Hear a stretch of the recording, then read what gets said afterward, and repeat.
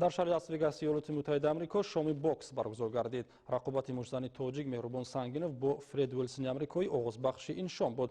Ҳар ду ин варзишгар шикастнопазир ба шумор мерафтанд. Оё онҳо тавонистанд унвони худро нигоҳ доранд ё не? ҷавоби ин суол дар гузориш. дар маъракаи шоми бокс дар Лас-Вегас аввалин шуда мушзани тоҷик Меҳрубон Сангинов бо мушзани амрикоӣ Фред Уилсони хурдӣ ба ринг баромад. рақобати ин ду варзишгар ҷолибу диданӣ сурат гирифт, чунки ҳар дуи онҳо боре ҳам шикаст нахӯрда буданд. дар ҳисоби Сангинов 7 ғалаба ва дар ҳисоби Фред бошад 6 пирӯзӣ сабт шудааст. ҳарчанд ҳар дуи онҳо то анҷом кӯшиш карданд, аммо ғолиб муайян нашуд. доварон имтиёзҳоро байни ҳар ду 57 бар 57 тақсим намуданд. дар натиҷа ҳам Сангинов ва ҳам Уилсон унвони шикастнопазирро нигоҳ доштанд.